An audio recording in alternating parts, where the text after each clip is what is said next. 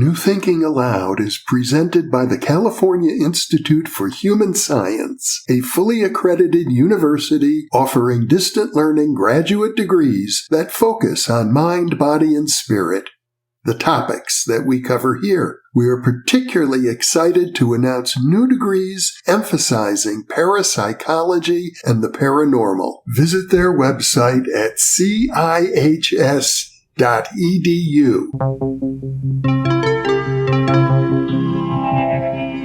Thinking Aloud. Conversations on the leading edge of knowledge and discovery with psychologist Jeffrey Mishlove.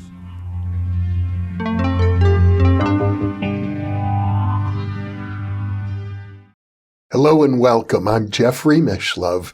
Today we'll be exploring transhumanism. We'll be asking the question, along with my guest, Àlex Gómez-Marín, is transhumanism a religion, and is it a false religion? Àlex is a theoretical physicist and neuroscientist. He is professor at the Institute of Neuroscience in Alicante, Spain, and is director of the Pari Center in Italy. His articles and editorials have been published in such mainstream publications as Science. His recent editorial, The False Religion of Transhumanism, the AI death cult ruling Silicon Valley, was recently published in the newsletter of the Institute of Art and Ideas. Àlex lives in Spain, and now I'll switch over to the internet video. Welcome, Àlex. It's a pleasure to be with you once again. Hello, Jeff. I'm delighted to be back with you. You've written a fascinating editorial for the Institute of Art and Ideas in which you basically accuse the transhumanist movement of attempting to perpetuate what you call a false religion. And I want to get into that. We can examine, is it or is it not a false religion? But I think to begin with, I'm going to estimate that half of our audience doesn't know what transhumanism is. So let's start there with a basic definition. All right, there's a lot to unpack. So let me first say I came to this because I'm studying consciousness. And so I started hearing those claims about uploading our minds to the machine and so on. And then I found the work of Ray Kurzweil, in particular his most recent book, The Singularity is Nearer. He had written The Singularity is Near a few years ago. And this year he published a sequel to that. We can explain what the singularity is. But transhumanism is this philosophical position, but also you could call it is a technological movement that aspires, they say, to enhance the human cognition by essentially us merging with our own machines. And so transhumanists a priori sounds like a good plan, because who doesn't want to enhance oneself and their loved ones? So they say, look, with the incredible pace of technological progress, we will very soon be able to have nanotechnology on the one hand, and that's going to change our own biology, our bodies, and also with AI and information technologies, we will be able to enhance as well our own minds, our cognition. And the plan is that very soon, and this is accelerating, according to them, we will be unrecognizable to ourselves. And so humanity will become transhuman, right? There are many more things to say about transhumanism. And there are different versions. There are more soft versions where they, of course, who's opposed to wearing glasses, using technology, or having cell phones, right? That help us in our cognition and in our biology. That's not new. But the new thing is what to me started to smell weird. It's like, wait a minute, because if we go along with what they are saying, it seems to me that rather than enhancing humanity, we're going to extinct it. It's like, it sounds like an attempt, let me put it harshly, it's like a eugenics at a civilizational and species scale. Like, these guys say one thing, but they sound as if they would want to kill us all, and we don't really know what's coming after that. And so then this claim that they will enhance, I wonder what's really enhanced here and how much of our own humanity is rather diminished. Well, we could go in many directions, because there's the sociology of it, the technological aspects of it, the philosophical aspects of it, the anthropological aspects of transhumanism. And one more thing, Jeff, the fact that these kind of grand level promises, almost prophetic, Kurzweil is like the prophet of transhumanism, this is what will happen. Actually, the phrase, the singularity is near, it's almost taken verbatim from the Gospels, you see. But on top of that level, there is another one, which is these companies just making a lot of money out of AI and the promises of AI. So there's more to it. It's like, wait a minute, even if that's not true, there's a lot going on in terms of just capitalism and selling products that are amazing. A lot of people use ChatGPT and so on. But at the same time, there may be a totalizing attempt there in order to dominate that market with one or two companies, and how much of what they're telling us about these machines becoming conscious is just a good marketing strategy so that we are all talking about it. You see, there are many aspects. So help me just go through a route that's useful for your audience. I consider myself an average American. I was born in the Midwest in a middle-class household, and yet I have all kinds of implants. I have a pacemaker. It controls my heartbeat. I have another device inside my heart called a Watchman to help prevent strokes. And furthermore, I've uploaded onto the cloud 1,000 interviews, more than 1,000, close to 2,000 now, of conversations I've had with leading figures such as yourself, so that one might say that to some degree, a portion of my intelligence has been uploaded. And in fact, there's even a Jeffrey Mishlove bot.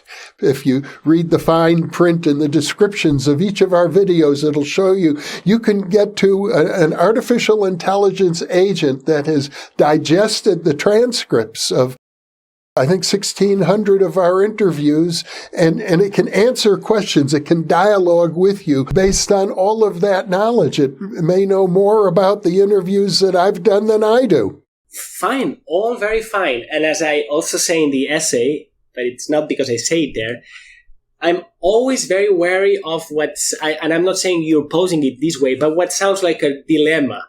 I call this like this false alternative like a two alternative force choice rather, right? So we're not picking here between Silicon Valley ways of living and Amish ways of living. Me critiquing transhumanism, even if I do it harshly, doesn't mean that I prefer to live in a world where there are no non-stick frying pans, cell phones, heating devices, and GPSs. I'm not saying that. So in the same way, by the way, that when we discuss alternatives to materialism, our physicalist friends would say, so are you being a dualist? It's like, no, don't ask me to choose between these two options, these two caricatured, simplified options. And so in this case, it's the same. I'm not a Luddite. I don't want to destroy all technological progress. Not at all. The problem with transhumanism, as I see it, and one needs to go into the metaphysics, the philosophy of it, and also the sociology of it. And that's where the religious aspect starts lurking. And again, I'm not against religions, but I'm against religions not telling us that they're religions, but operating as such. In the same way that we would call something pseudoscience, this word that I really hate, and technically something is pseudoscience when it's presented as science, but it's really not. So there's something about pseudo-religion here, but maybe inverted, because these transhumanists, and there are other clans here. Maybe in the end we can speak about this bundle of ideologies, right? But they use scientific and technological rhetorics, all sounds very scientific, all is based on technology, but it's like a sleight of hand. But what they really seem to be doing is just putting forth a new kind of religion. But they will not say they're doing that. So we need to call attention to that religion. And that religion, I think it's a death cult. I mean, this is a grave accusation. Honestly, I appreciate the work religions do in the world. We can also critique them. But a religion that's a death cult, it's really dangerous. And I think that's what transhumanism is. Why? Well, to begin with, they are, if you see how they express, they are disgusted by nature, by Mother Nature. They are disgusted by our own limits. I mean, who doesn't want to transcend the limits? But maybe towards the end, Jeff, we can talk about other alternatives. Maybe it's transcendence, not transhumanism, or not technological transcendence that we should be looking at. Maybe we should be looking for another kind of transcendence. But these transhumanists hate the limits of nature. They hate nature itself. They hate biology. That's why they want to basically reconfigure us completely, and so that we can achieve immortality, so they say. They also say very creepy things, and they mean it. They say we will be able to make love with our deceased loved ones because they promise we will have all these digital archives of our loved ones, and maybe, and this is promissory materialism, by the way, and very soon we'll be able to have with some DNA samples, maybe grow some kind of cyborgs of them and have a download of their memories. And here you'll have your deceased lover, and you can be reunited with her, with him, and you can make love again with him or with her. So you see, it's very creepy, and it's within the province of religions. There's a prophet. There's some sort of end of the world that's coming near. There's going to be some sort of salvation of the flesh and ultimately immortality. So all of that, if you do all of that and you pretend it's not a religion, and on top of that you say science says, it's like, well, this is just the data, this is where we're going, then I suppose we all see that this can be problematic and even dangerous if we believe that path is real, and if we cheer it up and at least question it, at least talk about it, and also call the bullshit. Because on the one hand, and this sometimes still confuses me, on the one hand, I think what they're trying to do is dangerous. On the other hand, I think it's bullshit. That's why in the essay I say that transhumanism is a kind of algorithmic invasion of fascinating, dangerous bullshit. It has both aspects, actually. Well, let's talk about the word you used earlier that seems to be emblematic of the whole movement, the singularity, which is getting ever nearer to us. Yes. All right. There's a sense in which the singularity is perhaps, well, I was going to say unquestionable. It's not unquestionable, but it's in a way factual. So, for instance, Ray Kurzweil, who's used this phrase, he's borrowed this phrase from physics, right? A singularity is where or when your equations, you could say, explode. They don't work anymore. And so you don't know what's going on. It's like you go to another realm and your equations do not work. In physics, also the singularity is as you're being pulled by a black hole. There'll be a point where you cross this horizon, and once you get in, like that famous movie whose name I forgot now. What is it? Interstellar? What's the movie? Interstellar, yeah. Right. So as you're falling there, there's this moment of singularity. You're going towards that singularity, which in a way is eschatology. It's the end of the world. It's something that we are approaching, and just goes beyond what we can even imagine. Okay. Now, Kurzweil says he always shows this log plot, this logarithmic plot, where he plots on the horizontal axis the passage of time, the last 100 years, the last 140 years, maybe something a bit more. On the vertical axis, how cheaper it is getting to do a certain amount of computations per second, right? Or the other way around, how many computations per second we can do with $1 adjusted for the current price of things. And this curve is a straight line, but because it's plotting a logarithmic scale, it means it's an exponential. And exponential functions are fascinating. They're very interesting and very counterintuitive. Because if you move 2 years on the horizontal axis, the whole thing grows. But if you move 2 more years, it has grown exponentially, right?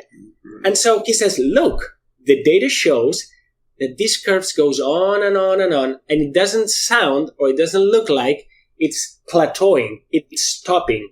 So there's this constant acceleration, as if we would be falling on this kind of black hole, this technological black hole. And so he says, well, if this continues as it is, I can start making these predictions. And there's where he becomes this kind of prophet, right? So I can say that in 2030, this will happen. I can say that in 2045, this will happen. And I can say that very soon, the singularity is near, and now it is nearer, we'll reach a limit of computations that just machines will do things that we cannot even, as I'm saying, imagine. And that's kind of the singularity. And because we will merge with them, we will make sex with them, we will implant them on ourselves, we will eat these nanotechnological devices that he says will modify our blood, and we will have age-escape velocity, longevity-escape velocity. So, we will live forever, and we will upload our minds in the machine, and we will have this super intelligent ourselves. So that's what he predicts based on this curve, right? That's the singularity. Now, there are reasons to critique that curve is going to continue growing exponentially. Why? For instance, these computation farms need a lot of energy. There were some estimates that you sometimes would need the amount of power that an entire country needs just to continue running this, let alone if it exponentially increases, right? So it needs a lot of energy, it pollutes a lot, and so there are many limitations. Also, when we speak about AI, there's the limitation of the companies running out of real data to train their machines. So you could say, but this curve is not going to go like this forever, so don't make these extrapolations. But even if you would buy the extrapolations, then they do another sleight of hand, and using this data of how fast computation is abilities are increasing, they start sneaking in all these confused philosophical points about souls as digital and bodies as machines, and immortality is going to be a fact. So that's when the singularity leaves technology and science proper. And by the way, when they speak about the brain, I don't think they understand at all. They speak about the brain as if it was this computer that, because computation is going to go faster, will just, it's as if it was the same thing. But anyways, we leave the terrain of science and technology, and now it's theology and metaphysics galore. And so that's the second sense of the singularity. So I guess the idea is to push the materialist paradigm so far that humans become like gods. Oh, sure. Exactly. That's a great point. And because they are, I believe, secularists and even atheists, again, I'm not, but there should be no problem if you want to be that. They think God is dead. They think God doesn't exist, since Nietzsche said it or before. But now they will create their own God, right? So they will create a digital God, because, and you could say, well, Alex, you're making them speak too much. They mean it metaphorically. Well, this is another point. They make all this back and forth between literal truths and metaphorical truths. And they jump back and forth. They use language. By the way, Richard Dawkins, who has no business in this conversation, does that a lot. He sometimes is very poetic and speaks of biology as if nature were trying to do things. And then he flips into a literal way of speaking and says, no, but all of that is bullshit. But anyways, what they do with these metaphors is, well, they kind of want to convince us that we will reach this point. This point of transcendence, and they do it, as I was saying, using religious arguments. You could say that they say, or that I'm saying that they say that they want to create a digital God, but the way they speak about what these supercomputers will do, they'll be omniscient, because they'll have all the data and they'll compute everything and they'll know everything and they will solve any problem, including the very problems that transhumanism will cause, or the problems that AI will cause in terms of alignment, for instance. They say, well, the very AI will solve that problem. So they'll be omniscient and also, in a way, omnipotent, because with technology, they'll be able to, kind of an alchemy, they'll be able to transmute our bodies. So they will know everything. They can do anything. And also, they have this plan of sending them all over space to basically, we humans in this digital form conquer the entirety of the universe. So you see, omniscient, omnipotent, and omnipresent, they are creating a digital god. And they're secularists, and that's the interesting point too. They're secularists, but they behave as religious people because they have all this faith in their gospel, really, right? So here is another weird thing that once more, I'm fine if you're religious, but you cannot pretend you're not and sell us something where in one phase you have technoscience and in the other you have exactly or very similar approaches than many religions, and you claim yourself a secularist or an atheist. You know what it reminds me of as you're describing it this way, Àlex, is a drug addiction. I've studied drug addictions for a long time as a criminology student, and one of the conclusions I came to is that drug addictions and other forms of addiction are actually a way of substituting something physical for what is ultimately a mystical impulse, for mystical union. And there is, an idea, as you pointed out earlier, of transcendence, of spiritual transcendence. For example, F.W.H. Myers talks about the metaphor of the caterpillar and the butterfly, the idea that we might be like caterpillars about to become a completely different life form in a spiritual sense. They have that same impulse, but they get trapped in their own materialistic limitations. Totally. And here there's some things to discuss about the origin of the word transhumanism, which is also illuminating when you realize it comes from Dante, right? And he coined it in the 14th century, I think. And transhumanare in Italian. And it means to go beyond the human, but not in the sense that we're discussing in the 21st century. Then Teilhard de Chardin took this idea. This was this Jesuit priest, a very complex figure because he was a paleontologist and he was looking at the earth and at nature, and he was marveled by evolution, but at the same time, he was a priest, and so he had to also be consistent with a set of beliefs that he had embraced, right? And so he speaks about as if creation was ongoing, right? So that's the Chardin. It's like, all right, there's a creator, but creation is ongoing, and that's what we see in biology. So he was in love with nature, right? And that was very problematic by the church for many years, actually. His story is amazing. He wanted to publish one of his major books, right? The Phenomenon of Man, and they wouldn't let him. He had a lot of trouble. Now with the Chardin speaks about the omega point, like this evolution this creation is still creating itself and evolving towards that point. And then, well, there are more things, and then Huxley comes along, but he's not a religious. Julian Huxley, you're referring to. Yes, and he takes that idea and starts morphing. He was a fan of the Chardin. I didn't know that Huxley had written one of the prefaces to the Phenomenon of Man. So he clearly admired the Jesuit priest, but he starts twisting the idea now in a secular context, right?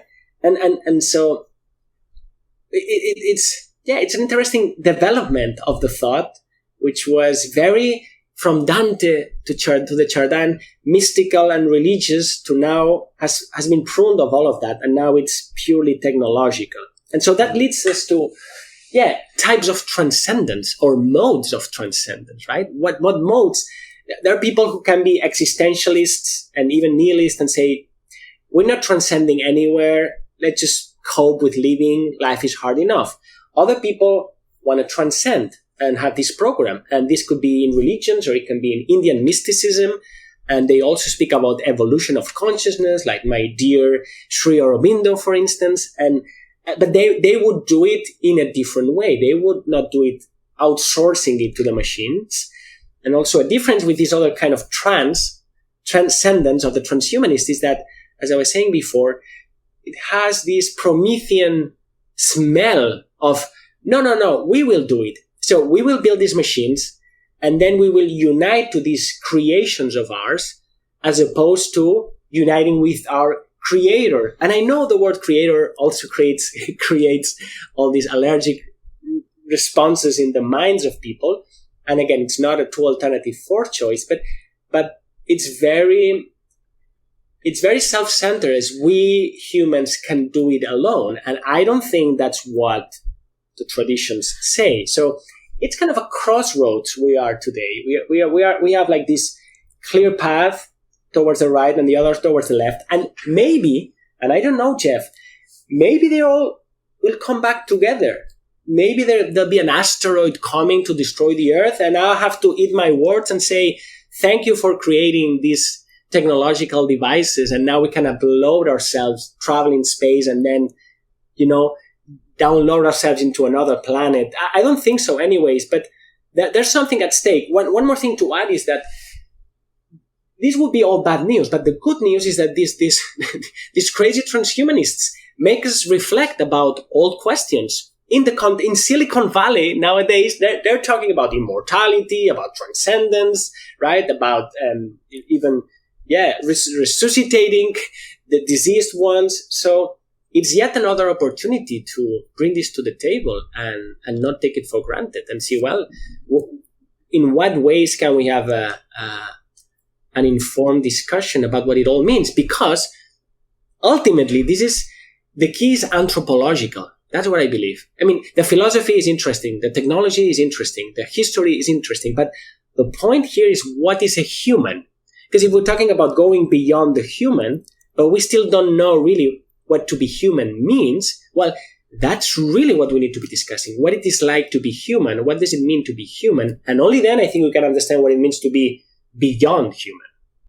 Well, for example, the great science fiction writer Olaf Stapledon talks about the future evolution of humanity in his book, The Star Maker, in which he refers to several different evolutionary jumps that humans make to become basically different species. More than once over maybe many millions of years. It's likely that given long enough time, the human form will change. Totally. And this will take us maybe a bit far away from this particular topic. But this is another thing, Jeff, that's happening to me. And you know it, because we have several kinds of conversations. But I told you at the beginning, I became interested in transhumanism because of what they were saying about consciousness. But then I discovered, no, there's all these religious ideas, and they're speaking about immortality. Now, the moment you speak about new species, other species, non-human species, more than human species, and so on, well, you're also talking about other kinds of entities. So you could bring in the UAP topic naturally, because if AI or if AGI is going to be not only intelligent but also conscious, I don't think so, but it could. Then we need to be talking about non-human intelligences. And well, now we've opened another big box, because, well, we are intelligent and conscious, yes. We now believe other animals are. Not so long ago, we believed they weren't, because they were just machines, right? Okay, other animals are, all right? Well, what about plants? Well, I know people who study plants, and they study plant cognition, and they may hint that the plants may have consciousness. Why not? Why is it an exclusive property of systems with neurons, right? If machines can have consciousness, why can't plants have them, right? what about fungi? Another kingdom, right? Now there's this fungi renaissance too. Okay, so 3 kingdoms in our planet. Are there more? Well, the UAP people seem to suggest that there may be more species that we haven't discovered yet. After all, we didn't know that there was this whole kingdom of fungi until I think 200 years ago. So get ready for that. So now the space, and I smile, it's fascinating. It's like consciousness studies, psychical research, artificial intelligence, UAP studies. They all seem to be speaking about an ecology of minds that are non-human.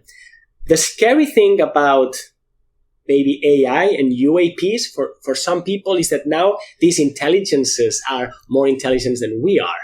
So now we're not at the top of the food chain, and that requires some humility to accept, right? But it's really fascinating. Everything is very connected, as if it was like in fluid dynamics where you have all these pipes, and you can see that the levels are connected, although they seem different topics.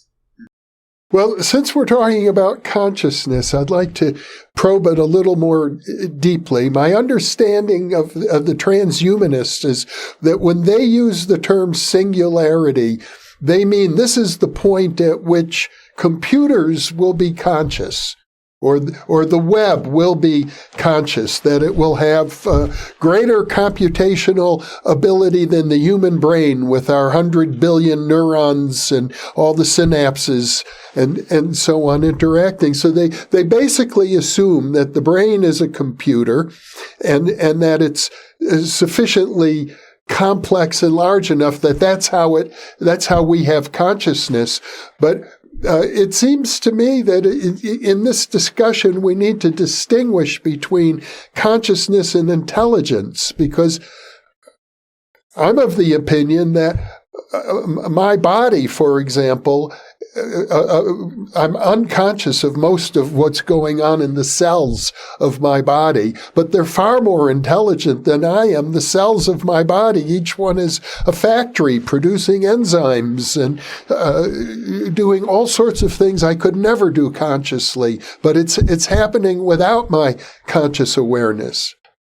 Yes, and I'll dive into this in a moment, but now that you say this, we're kind of societies of organisms. This is very interesting too, because a moment ago we were saying, or I was alluding to, this ecology of minds as if they were all placed in different regions of a space. But, we have all these bacteria inside of us, and without them, we're nothing, and without me having coffee in the morning that comes from plants, I'm nothing. So we're really in symbiotic relationship with all these kingdoms too. And humanity is also this kind of, we have organs that make organisms, and then organisms make societies, and that makes humanity. So just to suggest here that this ecology is also somewhat fractal or holographic, like some beings are within us, literally and also allegorically. All right. Mm-hmm. Now, with respect to consciousness and intelligence, for sure, and that's something that people who study know it, but in the media it's too quick when it's said. It's like, okay, artificial intelligence, general artificial intelligence, and therefore artificial consciousness. No, AC, artificial consciousness, it's not the same as artificial intelligence. And before we go there are many kinds of intelligences. That's another thing, by the way. Let's not take this for granted. Like, okay, winning somebody at chess, it's remarkable, but dancing tango with a partner is an embodied intelligence, right? So there are many kinds of intelligence, but in some consciousness, theories of consciousness, they often draw this two-dimensional plot, meaning orthogonal axis, meaning on the one hand, we can move along the intelligence gradient, and we can also move vertically along the consciousness gradient. And an example would be, we are quite intelligent, although we're very stupid as well. We're quite intelligent and quite conscious. A computer can be very intelligent if we define it as number of computations, right, that it can do, or ability to solve problems, but probably not at all conscious or minimally conscious, right, because it doesn't know it exists. But then an amoeba, for instance, can be pretty dumb, doesn't do much, doesn't solve many problems, but perhaps it can have a degree of consciousness higher than a computer, right? Yeah. So yes, this distinction needs to be made, but because the field is dominated by a computationalist/functionalist approach, and I can briefly define what this means. This means that basically what matters when you're talking about intelligence or consciousness, and sometimes they confuse them, is what you do, not what you are. Mm-hmm. So if it sounds like, if it behaves like, then it is like, or in a way I don't care, which is one of the tricks. It's one of the metaphysical tricks of transhumanists and many others. And we can find this in this idea of the Turing test. Of course, Turing was an absolute genius, right? I don't think he was trying to cheat us, but this test, like you're interacting with let's say, with another thing, and at the other side, you don't know if there's a human or if there's a computer, right? So right. If at some point you cannot tell, then very pragmatically you'd say that's as good as it gets. That's human-like. So if it's human-like, we'll say it's like the human. So it has passed the test. So then that's the trick. They say, well, because these computations are getting cheaper and we have more, they're going to get so good that we will not be able to tell. And the moment we cannot distinguish the performance, how they do, we will stamp that they are the same. But you see, this is a philosophical trick, because one thing is doing and the other thing is being, right? And so that's why they say that if you can have all the pictures of your deceased father recovered and interact with it in a prompt and even have an animated face, the moment you start believing that's as good as your dad, then that is your dad, right? And the same with you, and that's how they're going to copy you. And I don't accept that, and that's very important for consciousness. And we can go as deep as you think we should here, but the problem with functionalists is that they kind of disdain structure, and also they disdain the intrinsic perspective, because the mystery of consciousness is that it's first person. It is what it is like to be. And so that's an immediate experience we have from within. But the moment you say that's not important, what important is how the thing looks from the outside, then you're not studying consciousness anymore. You're studying kind of a proxy. And well, that's the whole struggle. And one more thing, perhaps, I know I'm saying a lot, but there's a lot to be said. The metaphysics of these guys is often fuzzy. That's fascinating too. Look, mine is fuzzy too. As I say, on Mondays and Wednesdays, I'm maybe an idealist, and then Thursdays and Fridays, I'm a pan-experientialist, and some days a dualist, and maybe on some days, perhaps a materialist. So what happened with them is that they speak about, they use the software-hardware metaphor. So what are we humans? Oh, we have kind of a hardware body, machine-like, already an ugly metaphysics, but we are machine-like in the body. But we are digital-like in the mind. That's why we can upload ourselves, and that's why we can tinker with our body to make it better. So what is that? This is a weird dualism. We are two things, but not really. And they also sometimes sound like idealists, because they say, Kurzweil says, we will have access to our source code, as if we could reprogram our minds, right? But at the same time, they're also very physicalist in the sense that for them, everything that exists is, nuts and bolts and computation. So even their metaphysics is a bit blur. Since you brought up the Turing test, if you look at Alan Turing's original article, I think it was 1954 or so, when he came up with this idea of a test to determine whether or not a computer has attained intelligence or consciousness. I think he used the terms interchangeably. In that paper, he talked about an exception to the Turing test, which would be, what if the person, if there was a real person on the other end of the test, if that person had ESP? Or what if the people in the test had ESP? It could invalidate the whole test. And many critics thought, Turing is off of his rocker. Why is he even introducing pseudoscience like ESP into a serious discussion of whether computers can be conscious? Well, Àlex, the interesting thing here is that when I was in graduate school, my dissertation advisor was a philosopher, Michael Scriven, who came up with his revised version of the Turing test. He said, if you want to know whether a computer is really conscious, let's see if it can solve an ESP test. Oh, that's amazing. That's an opportunity for us. You know what I mean? To make...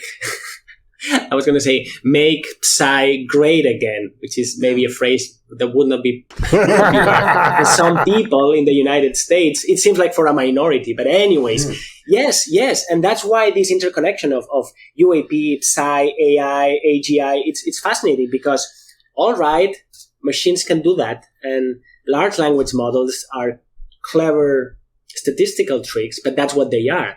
But what are they missing? You know, we could put it the other way around. Sure, they can do amazing things.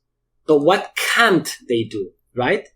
And you could even say they're conscious, but what they seem unable to do, at least I haven't heard anyone say, is, be clairvoyant, right? Or be telepathic, or all those things that we, you and I and others, seem to agree that it's possible and actually happens in humans, right? So, maybe that's a selling point for.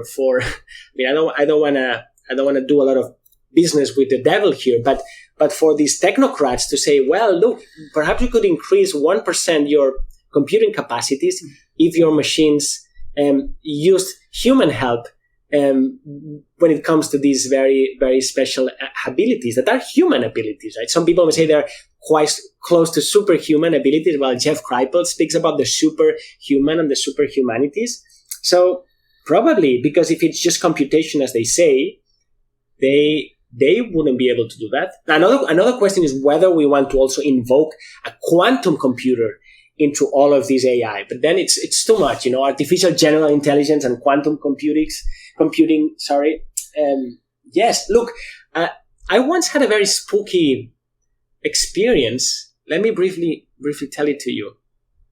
I was having coffee down here at the university, and I thought of a band that I hadn't listened for years, maybe 10 years or 15 years. It's called the Mars Volta.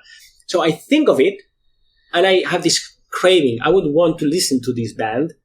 I don't speak to anyone. I come back here to the office, and I had to program. So when I program, I play music. So I take my phone, open Google, I go to YouTube, and then before I type anything, the first suggestion that the algorithm had for me was the Mars Volta. And I freaked out. It's like, is this a coincidence? What a synchronicity. And then does the machine know? I mean, are these abilities also able to manifest through these devices? Who knows? By the way, another topic that you know more than I is after-death communication. And this happens through electromagnetic devices, right? And maybe another thing I could throw in the mix here is that we should not be so quick to dismiss in what substrates can mind or spirit manifest. And that sounds dualistic. So, all of this is to say, yes, if only 1% of psychical abilities could go through these algorithms, then this would change completely the entire story. Well, Àlex, we've covered an awful lot of ground in the conversation so far. I think we've sort of just scratched the surface, but it's been a delight to be with you. I don't think we're going to resolve anything right now, but you certainly highlighted the potential danger of taking the amazing technology that's being delivered to us on a daily basis. Almost every day there's something new and exciting in the world of technology. And the great danger is that we get seduced by our own technological creations. Yeah, that's always That's always a danger. And maybe one more thing to add is that even if we won't have apocalypse, the second layer, which we may cover on another occasion, is these companies are happy even if you don't get apocalypse, because they can have capitalypse, if I can play with words. Because in the meantime, they're just conquering the market, they're making billions, and sure, technology leaves some jobs obsolete, but it's not a good idea to do things without asking, earn billions of dollars, and then say, "Oh, poor people, they're out of jobs," or "Poor people, their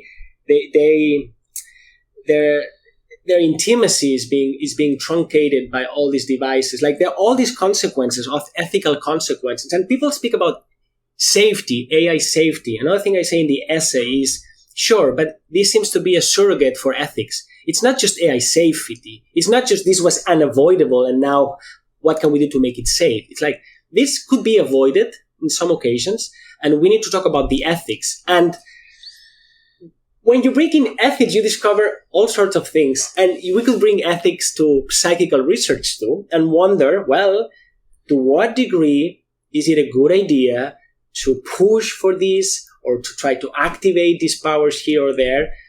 It's another dimension of the debate. And people who agree on certain things, when you move to the ethical dimension, you realize that there's a whole gradient. So that's another discussion. And the argument always seems to be that, well, if we don't go into this unethical area, our adversaries are going to do it anyway, so we better. Well, another two alternative forced false choice. Yes, there are all these rhetorics that, well, if you don't do it, somebody else will do it, or our enemy will do it. But I also mentioned in the essay, and it's not that I'm promoting it, but there's just so many points. There are examples where we've said no. It's not just like, for instance, human cloning, right? We don't go in Spain and say, "Oh, we'll clone humans because if we don't do it, the Americans will," right? We say, no, this is not acceptable, and we decide nobody clones humans, right? Maybe the Chinese do it, but, we all agree that it's wrong. And there are other examples, like with nuclear weapons, right? Once we figured out, oh shit, we can unleash the power of the sun on Earth, well, we have all these treaties, and we agree it's not a good idea. So let's not pretend that things happened and now this is another trick. And there are many more tricks that were presented nowadays when it comes to AI specifically, and we should call them out. I don't have a solution. These things will continue to evolve. I mean, that's another aspect of technology. Progress continues. But more is not always better. And that's a way of thinking, as this way of progress, of growth, even of evolution in this quantitative linear sense. More is not always better. And one more thing, Jeff, and I know we're running out of time, but there are aspects of technology that are clearly deplorable. Like, for instance, what porn is doing to the minds of kids and teenagers through their phones and tablets, right? So it's not like, oh, great, we have the internet and so on. There are things that are very dangerous that come with technology, and we're often too late to regulate or at least talk about them. So that's why we're talking, I suppose, so that people can at least see the entire elephant and not be seduced by a part of it only. Well, it's been a wonderful conversation, Àlex, and I'm looking forward to many, many more with you in the future, because my deep sense is that you and I have a lot of things to talk about. Oh, well, that's music to my ears. Thank you, Jeff. Well, thank you for being with me, Àlex. And for those of you watching or listening, thank you for being with us, because you are the reason that we are here.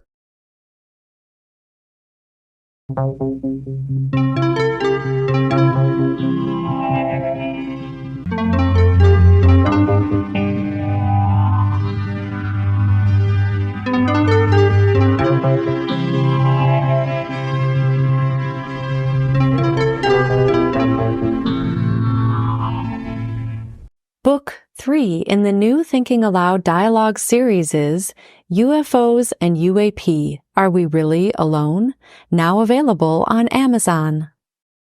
You can now download a free PDF copy of issue 7 of the New Thinking Aloud magazine or order a beautiful printed copy.